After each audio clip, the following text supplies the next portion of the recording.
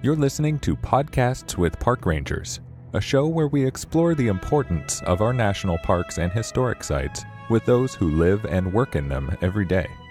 We'll learn about history, science, and the beauty of nature from a unique perspective.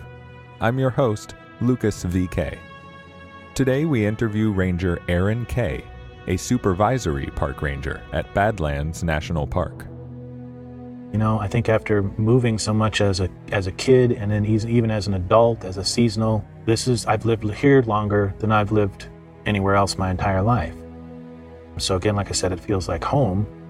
I certainly wouldn't have said that before I got here, but I always thought the mountains were my home, and I still feel that, but it's different now.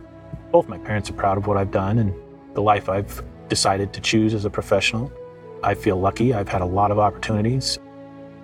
Stay tuned. We'll talk about fighting forest fires, search and rescue, and what it's like to grow up in the national parks. This episode is brought to you by our Patreon fan of the month, Valerie from Baton Rouge, Louisiana, home to Jean Lafitte National Historic Park and Preserve. If you'd like to be considered for fan of the month and be mentioned in a future show, find our Patreon page in the show notes or visit podcastswithparkrangers.com. At Badlands National Park, we intended to do just one, maybe two interviews, but that all changed when we met Ranger Aaron Kaye. We couldn't pass up sharing his unique story. You see, Aaron grew up with the national parks as his backyard, because his father was also a park ranger. What would that be like? Would it change how you view the world? Would you view the national parks differently? We had so many questions about life as a kid in the parks because just being a park ranger is already a different lifestyle. Some rangers move around a lot and live in extremely remote places.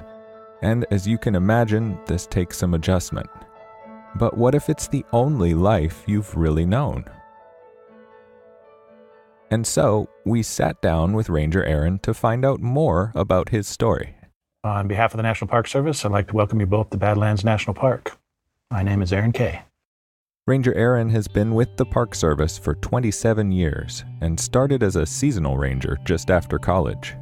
So I started in the summer of '91 after graduating from college at Boulder with a degree in anthropology, and immediately went to Mesa Verde National Park. I had an emphasis in college of Southwest Archeology and had done some field work in that area, so I was quite familiar with that particular resource. So I was picked up a little bit late in the season in June and started working at Mesa Verde. Back then, they didn't have the same rules they have for personnel that they have now as far as length of season and things like that. It was a little bit different. But I also, in between seasons, was a volunteer, and I stayed there for basically 4 years. And then one season, winter season, went out and worked at Hovenweep, which was a really interesting experience out there. One of Aaron's park ranger goals was to work in Yellowstone, and after his stint in the desert Southwest, he finally got his wish. Yellowstone, since I had grown up, in the Park Service, Yellowstone was a place that I always wanted to go. I had a 3D map on my wall of Yellowstone and always dreamed of going there. We never went as a kid. We visited a lot of different national parks, but we never went there. So Yellowstone was quite an achievement for me and a really exceptional experience and a resource that I was pretty familiar with after living in Rocky for years as a kid. Ranger Aaron started at the Badlands in 1999 and has been with the park ever since. His first day was one he'll never forget. I arrived March 28th of 1999. Okay. And right after I got here, we had a 3-day blizzard that took down power poles along 44, and the power was out for several days. Oh boy. So that was my first introduction to the extremes of the South Dakota weather. Yeah. I've seen temperatures as low as 22 degrees below zero ambient air temperature, and the hottest temperature I've ever seen here was 118. Oh boy. So there's some pretty extreme weather wild fluctations here in this area. Yeah. So, one of the things that was interesting for me when I first got here is I've lived most of my more of what I would call adult life in the mountains, and always been really good outdoors, trying to orient myself, know where I'm going, recognize a tree or a rock, and be able to get myself back, those kind of things. And I got here, and there wasn't anything to orient yourself on, really. Flat landscape, you could see forever. Right. And it took me a few months to be able to figure out to just kind of mentally go, okay, that's north. Okay, that's south, and then start to pick up the subtleties of the landscape, Right. which help you to see what direction you're looking, where you're going, those kind of things. It's very different from that Rocky Mountain region, which I'm familiar with, always having that frame of reference to the west. Yep. Right? If you're on the Eastern Front Range. Yeah, and even when you're in the mountains itself, you pretty much know what direction the canyons and are running and where the mountains are in respect to where you're located, those kind of things. But out here, there's a few features you can see, and they're pretty distinct to me now, but I didn't even see them at the beginning. Yeah, at first it's just wide open spaces. It was different from anything I'd ever lived in before. So Right. So you mentioned some of your past and touched a little bit on your upbringing. Mm-hmm. So what made you first decide to become a park ranger? Well, going on walks and talks with my dad. Who was a ranger himself. He was a ranger himself. And the kid moved around to a number of different parks in the country. And I would say probably, between middle school and early high school, somewhere in there, I started telling my dad that I wanted to be a park ranger too. Okay. And he was always encouraging, but he said, you might be able to do better. You might not want to work for the government. Okay. And at the time, of course, I didn't understand what that meant to him. So that was kind of interesting commentary, but I'd always wanted to be a park ranger. And so, my intention once I graduated. Dad wanted you to keep the options open, but you were really like pretty any parents, they're always going, doctor, lawyer, something like that. But I was never interested in that. And I've always loved being outdoors and sharing that resource with other people. And that's where I feel most comfortable. So I kind of shot for that. I had started out as a geology major and then transitioned into an anthropology major and got an emphasis in Southwest archeology and even got into some of the Southwest archaeoastronomy stuff. Archaeoastronomy. Yep. Okay. Yep. So it's, astronomical orientation of physical architecture to, rising positions of the moon, the sun at certain times of the year, particular stars, constellations, those types of things. So, pyramids of Giza would be a good example in some respects, but you find that there's a lot of different cultures that obviously paid attention to the sky. It was really their clock and their calendar. Mm-hmm. And so they oriented their physical architecture to allow them to be able to tell what time of year it was, to trigger certain spiritual events, maybe, tied to their religion. And so very interesting experience. Sounds like a fascinating study. Yeah, going out and doing some survey on arc sites in the Southwest for that. So you did a lot of that in your time as a park ranger, working in those Southwest regions, Hope and Weep and Mesa Verde. Mesa Verde. I really fell in love with that part of the country. It's really dynamic resource-wise. You've got, the mountains, you've got the canyons and mesas, and then you have that archaeological aspect of people that had lived in that area for 1,000 years and, had flourished up to a certain point, and then all of a sudden kind of disappeared, so to speak, and moved off to other areas. Yeah. There's so many different cool archaeological sites in the Southwest that really you could probably spend a lifetime looking for them and enjoying them. So we've talked a little bit about you growing up kind of within the park system. Mm-hmm. Did you go to what you might call a traditional school, or as you were moving around, I imagine you were moving around a bit with your dad. Yeah. Was there homeschooling involved? Or? No. And so at that time, professionally, a lot of park rangers or people working in the Park Service would traditionally move every 5 to 3 years just to kind of progress professionally and advance. And so that was pretty much the trend for the beginning of my life with the Park Service as a kid. Mm-hmm. And so I almost predominantly did go to public schools, but as a kindergartner, I went to a private school in Hilo in Hawaii. And at the time, my dad worked for Hawaii Volcanoes National Park, which is in the news quite a bit right now because of all the eruptions that are taking place. Yeah. And so, but the rest of it was all public school. I think that was probably one of the things I hated the most was pick up and move. Yeah. Making friends and then going to a new place, being the new kid on the block. That was a little bit rough, especially as a younger kid. Yeah. So moved to Cape Cod after Hawaii. Cape Cod National Seashore. Okay.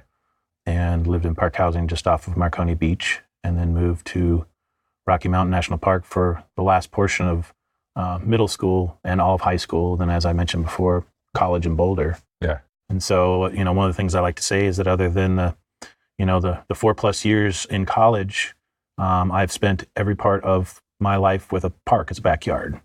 So that's pretty different. Yeah. So it's very unique.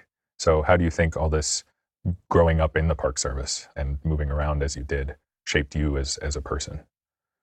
Well, it obviously gave me a love for the outdoors. Some of my most favorite activities are things that have to do with, hiking, fishing, boating, kayaking. Yeah. Okay. Those types of things. Like I said before, I think I feel a little bit more comfortable outdoors than I do indoors, or definitely in a city. Yeah.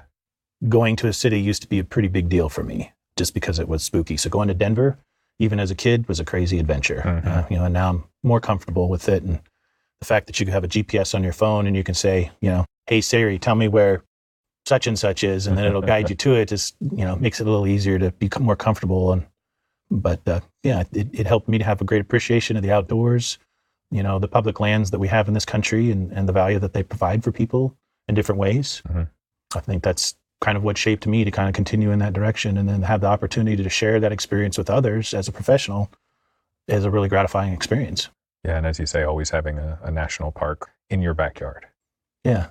My walk to work here is a 2-minute walk, 3-minute walk to work from my house to the visitor center. I live right behind here. Okay. My commute to work over time has never been with a vehicle. It's always been by walking or riding my bike, because I've always lived close enough to my duty station to be able to do that. Yeah. So, my vehicles are for fun, and for traveling. They're not for commuting every day, which is different, for a lot of people. Yeah. But I feel pretty lucky too to have that opportunity, to not spend so much time in a vehicle commuting to work, walking to work, looking at, saying, oh, wow, look, I live here. Sometimes you forget, but it's like coming to work this morning, after all that rain and fog that we had. The Badlands are gorgeous. The grass is turning green. Come out. It's the sky is blue, the birds are singing. It's pretty cool. It's my office. Yeah. So it has to be very invigorating. Mm-hmm. So you've had a few different positions here as a park ranger, right? Yeah. Pretty much of the same vein. The only difference would really be supervisor versus being the, non-supervisory position. Okay. Can you talk a bit more about what you've done in the past, I suppose, leading up to this and up to now? Well, so I've always been in interpretation other than when I was at the Grand Canyon. Okay. One of the things that I always felt as an interpreter was that I wanted to be more than just an interpreter. I wanted to be more like a generalist, kind of old school park ranger who did a little bit of everything. And, I said Swiss Army Ranger to you last time I talked to you, tool for every task kind of thing. Yeah. It's hard to do in some senses because I think some of the disciplines have become more specialized over the years. But in addition to doing, interpretive programs, ranger programs, I got into wildland fire. Mm-hmm. I got into EMS, search and rescue, structure fire, became an EMT when I got here. And then also, got exposed to a lot of the resource management aspects of managing, this park in particular, being involved with black-footed ferret surveys, being involved with the Bison roundup and the Bison management program. Yeah. And then also just the fossil resources within the park, going out with paleontologists and learning the resource in a little bit more intense way that helps in turn kind of convey the resource message to the visitor and, share the experience and share the things that maybe they won't see, but at least they know they're out there. Yeah. So in that way you have kind of become a generalist, right? Although the Park Service has changed since your father was in it, I suppose. But yeah, so they're definitely there are folks that are still trying to be kind of the more general ranger. I think it's become a little bit more difficult just because of specialization. Yeah. Another thing for me is age as well. Get to a certain point, it's like, well, how much longer are you going to do wildland fire? And some of it has to do with pretty intense. Yeah, it can be. Some of it also has to do with just kind of where you place your value. I ended up getting a dog a number of years ago and taking off and going flying around in a helicopter for fire. It just wasn't realistic anymore. Right. Now when you have a furry friend to watch over. Take care of. Yeah. Yep. But yeah, I spent, once I came here and got into the wildland fire thing especially, I really that was something that I got a rush out of. I really enjoyed it. Super physical. It was extremely exciting. And spent several seasons going down to Mesa Verde and working on their exclusive use contract for their helicopter for Helitac. Okay. And flying around in a helicopter, going to starts, those types of things. So very kind of early in the process of what people would think about as a wildland fire today, that might threaten their homes. This is, we're trying to prevent it from going anywhere before it really gets going. Yeah, catch it early. That transition there of kind of straddling the edge of, I'm going to be able to work with the resources I have and put this fire out, and this fire is going to get away from us. We're going to need to pull back. We need to get more resources is pretty intense. Does that involve kind of a snap decision pretty often? It does. I mean, there's definitely a prescription overall for that type of programming. You got to be pretty tight with your crew. You follow the same types of procedures. There's lots of training involved. And, safety first, lookout communication, escape routes, and safety zones. Yeah. 1 foot in the black, a lot of different phrases that you utilize that kind of, mentally help you to deal with the physical environment and prevent yourself from being injured or others being injured while trying to keep it to the smallest possible fire that you can. Yeah. Very thrilling. I did quite a bit of wildland fire on engines as well across the country on details. So it wasn't just aerial? No, it's a little bit of everything. Prescribed burning here in the park, which we still do, which is a resource management tool for, the mixed grass prairie. So you do that here at Badlands still to this day? Yep. Yeah, we definitely try to use the, prescribed fire as a management tool. Okay. And other parks as well. So, when you're a collateral duty firefighter, as long as you're being supported by management and your supervisor, you have the opportunity to go out on not only big project fires that are threatening people's homes, but also going out on projects that are beneficial to the resource, prescribed fires in other parks and other places. So, over the years, got a lot of experience in that. Do you still fight fires, or is your focus now more on the prescribed burns? And I'm a little closer to home now. Yeah. Part of it is I think, I got bit by the firebug, and I would have, done it all the time if I could have. Yeah. And considered a fire job instead of a park ranger position. But I almost feel like I've got the best of both worlds, being that I can do it. Yeah, you have that option now. And still do what I love, which is the interpretation, So I did so much of it that now I'm kind of like, I can kick back. I'm not going to say that I don't want to go out. I'm not as eager. I also got into, here in Badlands, into structure fire, which is a completely different beast, because you're running into the fire in a burning building. Yeah. And, fighting it from an enclosed space where, split-second decisions can change the fire itself and also the condition, whether you're safe or not. And then, wearing things like a self-contained breathing apparatus in a fire environment, being supported by an engine that's feeding you water, that's a part of your lifeline, is a different experience. Yeah, you talk about an adrenaline rush. Yeah, definitely. Wow. And the program that we had here, we don't have that program anymore. The structure fire side of things. Okay. Yeah, it's kind of been pushed off to the locals now. It's hard to maintain a brigade of people that you trust that can maintain their skill set when people are moving to different parks. They're here for a few years, then they're gone. Yeah. So we got to the point where we were having a difficult time maintaining a positive brigade. As a park ranger here at Badlands, and in addition to the structure fire, I've also had an opportunity to get my EMT certification, and also become a part of the search and rescue program here at Badlands. Okay, so you got the EMT while you were here at Badlands. I had to get it EMT within a year. Oh, okay. So it was part of my job, basically, was to get the EMT certification. Because the resources out here are so few and far between, you get involved with the search and rescue program. Because it's open hiking policy, so. Open hiking policy. And you look at the terrain and you'd think, well, boy, there's going to be a lot of people getting hurt out here. And because people are climbing all over the Badlands all the time. Yeah. And it does happen, but the frequency is a lot less than what I would have expected initially. Is it? Okay. We get a lot of people that get butte rash, which is they tumble down a butte and they get a rash. Some of those can be pretty severe and need stitches. Really? Okay. But that's probably our most common injury and happens with fairly regular frequency. And many of those people just show up here at the visitor center, and we'll clean them up, bandage them up. So it's not like they're out there stranded or incapacitated, but perhaps pretty heavily. Right. Not that particular group, but we do end up going out for broken legs, broken ankles, and that requires a larger group of people. And stabilization of the patient. Sure. And being 80 miles from the best primary care facility, being in Rapid City, time is of the essence. So life flight plays a pretty big role for us out here in transporting the really critical patients out of here, whether it be a search and rescue or a vehicle accident, heart patients, stroke patients, some cases even rattlesnake bites. Oh yeah. So it just kind of depends. But the extreme ones really are those people that go out and get a little bit beyond their abilities and fall and get, seriously injured. And it doesn't happen that much, but it usually takes a pretty big team of people when it happens to get it done. Yeah, because if they're badly injured, as you say, very remote out here. So those are the critical conditions. Yeah, so I would say those are the critical conditions where people have survived, that they've gone. And, we don't always know what the end result of a patient that we take care of is. Some people will come back and let us know because they come back to the park because they didn't get to finish their vacation here. But a lot of times we never know really what happened to that patient. Okay. And then there have been some instances out here where we've had fatalities in the park. Really? And several of them were more suicide related.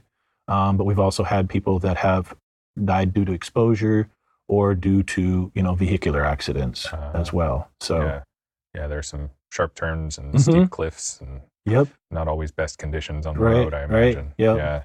So that's, whole thing changes in the dark. Yeah. That has to be pretty rough on that fatality side of things to see that sort of thing. But as you say, on the flip side, the bulk of them are things like this butte rash that you mentioned, where people are just out there hiking and kind of get people beat with up allergic reactions to bee stings and things like that. Occasionally you get stroke patients. I had a stroke patient last year that came in, and it was pretty obvious what was going on, and it was going to be 30 minutes or better for an ambulance response. They were still ambulatory. They had friends with them, and I made the judgment call to say, get in your car, drive to the clinic. You'll be there in 25 minutes.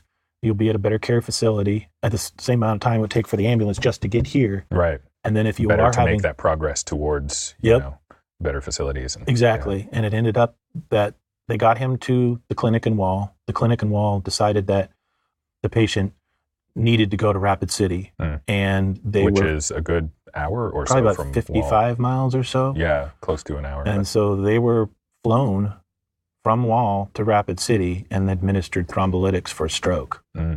And he did well. He responded to the drugs. They came back out here about 5-6 days later. So this is one of those cases where they came back to finish their vacation. And to specifically talk to me. So great. Yeah. Good.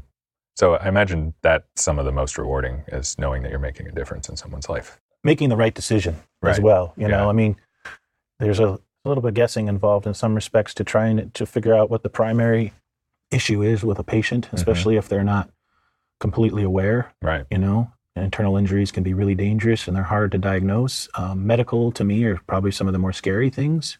Some people love the medical stuff, but things like stroke. Yeah. So diagnosing is a challenge, but then also just proper treatment, depending on what the diagnosis is. Right. It can be. Well, it's like with the rattlesnake bite, you need the antivenom shot to counteract the venom and also reduce the tissue damage. And the quicker you get it, the better the result is. Yeah. Same thing with thrombolytics. It's 3 hours for stroke patients. They say the golden hour is the best. If you can get a patient to a primary care facility within, an hour, you're doing good. Which in the case of this visitor that you mentioned, he made it. So we've talked about a lot of the jobs that you've done that have been challenging, rewarding. What's your favorite part about your current job? Well, I'd say part of it is just getting to work with a great team of people, that are energetic about doing the job of greeting visitors, helping visitors learn about the resource, learning from them as well as them learning from you. Having a diversity of those people come and work here each year. We see some turnover, some more years more than others. Yeah. But I learn a lot from the staff that I work with. And I might be their supervisor, but I think they have as much contribute to my professional experience as I do to theirs. Yeah. And so I find that to be one of the more exciting parts of my job, fun parts of my job, I guess you could say. And in that sense, the turnover is welcome. Yeah. Because you're getting new perspectives. Yeah. And it's kind of a tough thing in some respects, because if you have a lot of turnover, then you've got to do a lot of training. If you've got people that are returning as rehires, you start building this backbone of a team that's coming each year, and they have the opportunity to kind of build on the experience, and you spend less time maybe with some of the beginner stuff and more time with moving beyond where we were last season, of learning about a particular resource or, making that program even better than it was before. And, you build a set of friends too. These are people that you work with, but some of them are also your friends. And so I find that pretty rewarding. Yeah.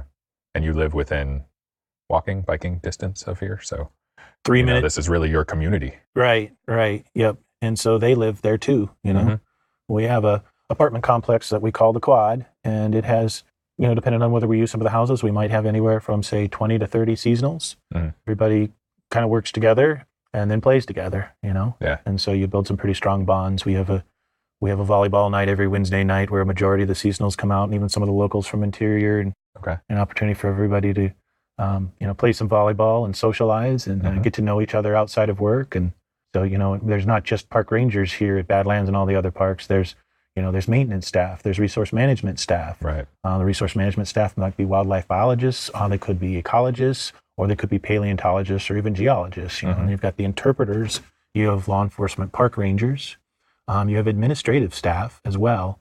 And so there's, you know, people are coming from different walks of life, different experiences. The summertime is a real rich social time for everybody here. Oh yeah. Yeah, I can imagine. So you've experienced a lot of things within your career. What's one of your favorite things, takeaways from your career thus far as a park ranger? You know, I think one of the things that I would throw out there is another unique experience, it is a favorite in some ways, and it's, you know, it's kind of one of those top 5 things you did. So the bison roundups that we do out here are pretty interesting, and you know, of course, the benefit is to the resource itself, to the bison. But rounding up bison and putting them through a facility like you would cattle is a very different experience than it would be with cows. Yeah, these are wild creatures. They're wild animals. You know, they can run at 35, 45 miles an hour. They can spin on a dime. They're up to a ton or more. And, you know, they each have their own personality, and some are more willing to go with the herd and some aren't. And so it's been, every time I've done it, a very interesting experience to round up bison, put them through a processing facility, be a part of the research associated with the genetics of bison, and then also providing other tribes in the area the opportunity to either enhance their herds or start new ones with a almost pure bison herd that we have here in Badlands. Okay, because there are domesticated bison being kept in surrounding areas, but more wild ones here. Yeah, so some bison actually have a certain amount of, you know, bovine or cow gene in them, maybe in some cases to maybe reduce some of that wildness, or maybe to create immunity in some cases, you know, those types of things. But our bison are pretty pure, and that's probably one of the more memorable, exciting, fun, thrilling, exhilarating kind of experience that I've had, because I, you know, as a park ranger, I would never have thought that I would ever end up chasing bison across the countryside, trying to herd them up to get them into a processing facility. And, you know, we use a combination of different tools, whether it be pickup trucks or ATVs, as well as horses. This past year, we used a helicopter, which actually worked quite well. It was really interesting to see. It took a little bit for the animals to get headed in the right direction. And then once they did get headed in the right direction, they pretty much went where they were being They wanted to stay away from that whirly bird up in the air. Yeah, I'm sure. Yeah, and so it's a different thing as well. You know, when you're doing the roundup, you get to be closer to a bison than you would ever think. And so, you know, part of what I've done for quite a few years is to work the scale chute.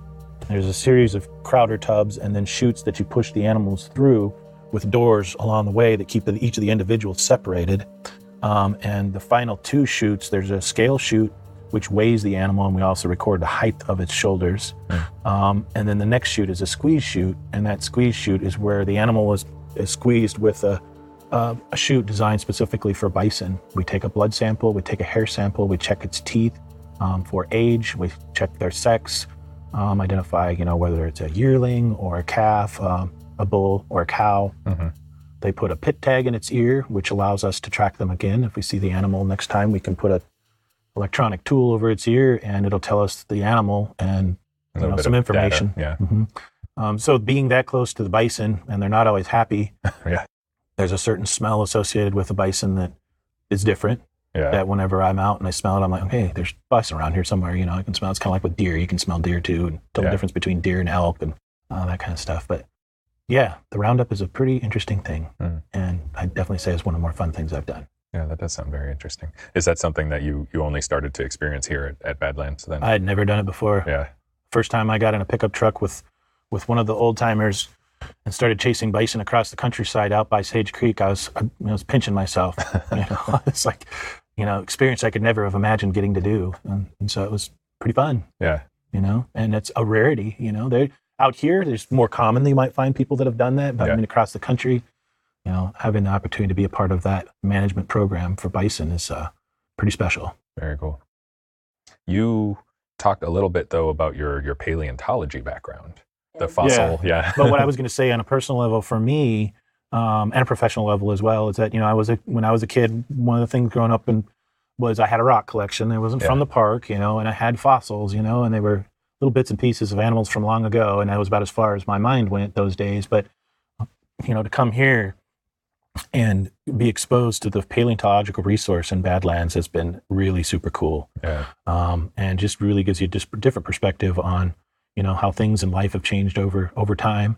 And what a treat and a pleasure it is to work with somebody like Ed, who knows the resource so well that you can always learn something from him, and he's very willing to share. Oh yeah. Talk your ear off for hours. He's a great guy and very, very knowledgeable. So, but as far as archaeology, I just found it interesting, to be able to go out and, people that don't have any training will often not quite see what's really out there. You have to learn to know what to look for. Archaeology is a human connection to people of the past, and to sit in a place where somebody lived and probably died thousands of years ago or 1,000 years ago is a human connection and a human experience. And to think about what they thought, of the place that you're looking at, to think about how they lived and the struggles they had and the relationships they had with, people, their family, other people in the area, how far they went, how big was their world? Yeah. Was this canyon that they lived in this pueblo, their world? Or did they know that beyond that canyon was another canyon and a mesa, and beyond that mesa, were more pueblos and more people? I think they did, but, just kind of thinking about what their world looked like, to them, And we can draw a lot of connections via our own human experiences to what they likely experienced way back. Way back, yeah.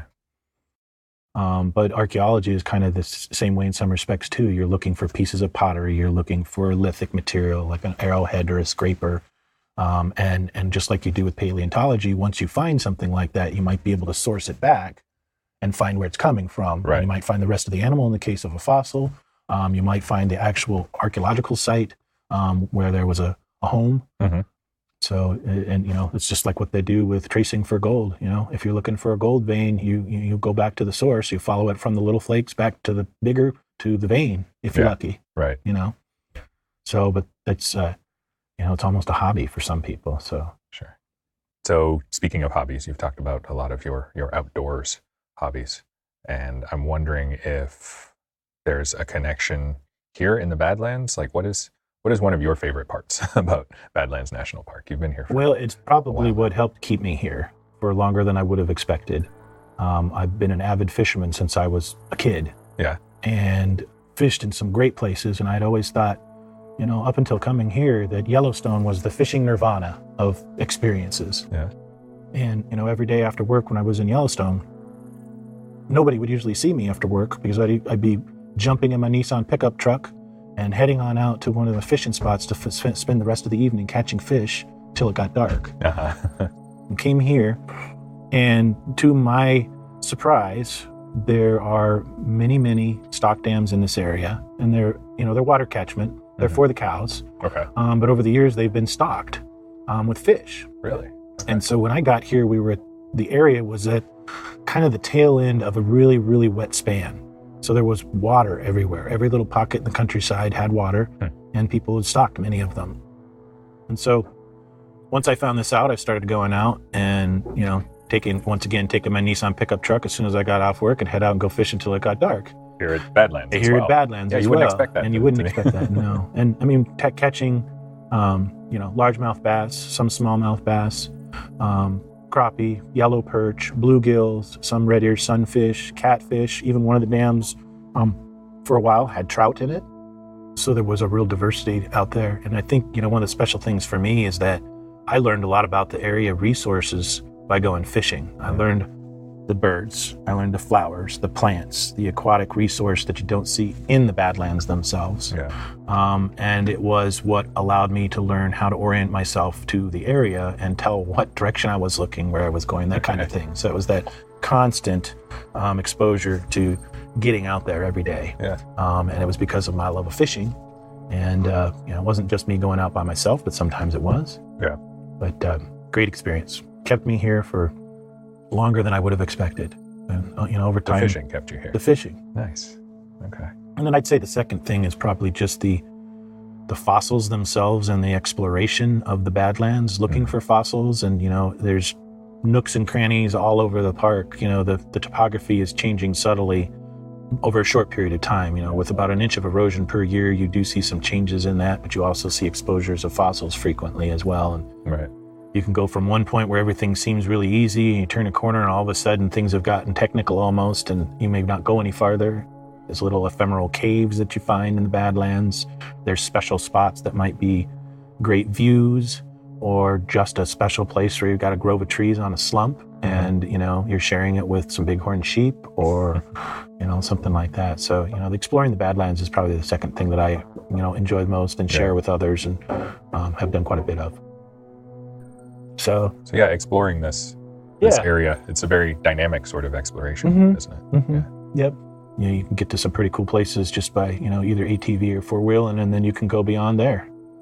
So I learned the area like the back of my hand, as some people say, by going fishing and trying to find new fishing spots. Yeah. And I did that by a topo map and aerial photos. Wow. Okay. And so I would find places based on that and go to them and see if they had fish in them. So some places people had told me about, but a lot of them I found on my own. Learned that later that people knew about them, but some people don't give up secrets like that too quickly. Yeah. So It was still your own exploration that led you there. Oh yeah. Yep, definitely.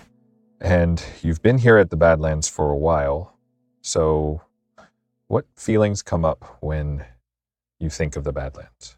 What makes it special to you? Peaceful, sense of solitude.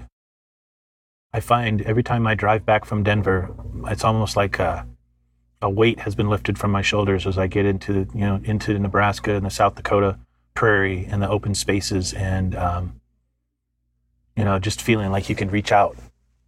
I don't know how to describe that completely, but just the openness of this area is something that really gets me. Yeah. And feels good. And, if I was ever to leave, that's probably something I would really miss. Just that open feeling. Yep. Yep. Comfort, it feels like a friend, it's home. So we've talked about your lifelong career sort of in the Park Service and how your dad was a park ranger. Do you think your dad would be proud of your career? Yeah, he is. Yeah. He wouldn't have expected me to stay as long as I have in one place here in the Badlands, but I think after moving so much as a kid, and then even as an adult, as a seasonal, I've lived here longer than I've lived anywhere else my entire life. So again, like I said, it feels like home. I certainly wouldn't have said that before I got here, but I always thought the mountains were my home, and I still feel that, but it's different now. Yeah. Both my parents are proud of what I've done and the life I've decided to choose as a professional. I feel lucky. I've had a lot of opportunities with this position. I've been as far as Saipan to do a detail at American Memorial. Okay. Which is north of Guam a little bit, but it's part of the Marianas Islands. I've done details in other parks. And of course, fire, been all over the country with that. Right. Training courses across the country where I've met, great people, not just from the Park Service, but from other, federal agencies and public land management agencies. And, being that it's a relatively cheap place to live, and I don't have a lot of expenses, I have my dog. And so I have a lot of time to myself, and I've been able to be financially stable enough to go on adventures. And one of the things I do is I go on scuba diving trips. Oh, okay. And so recently, about 2 weeks ago, I just got back from a scuba diving trip to Little Cayman. So my buddy and I try to go every year, if not every couple of years, somewhere to go scuba diving, whether it's in the Pacific or in the Caribbean. So that's something that gets me out there. I don't just stay here. I go other places too. And visit friends in the Southwest and in Colorado. And this job provides me with the financial, ability to do that. And still come back home and enjoy the job that I do, and Right. I know that's kind of a rare thing these days. There's a lot of people out there that don't like the jobs that they do, but it's, it's Feel a stuck, necessity, perhaps. right? Yeah, right.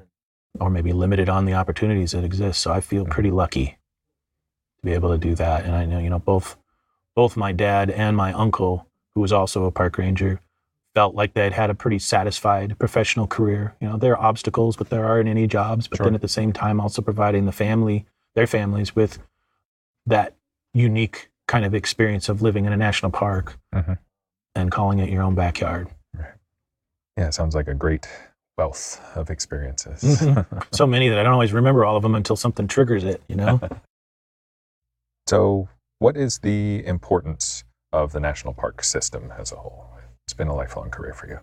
Well, it's to preserve and protect the resources of this nation. And those resources can be almost anything that the American public places value on. Right. There's cultural, there's historical, there's the natural resources. They're all there. Spiritual as well in some cases.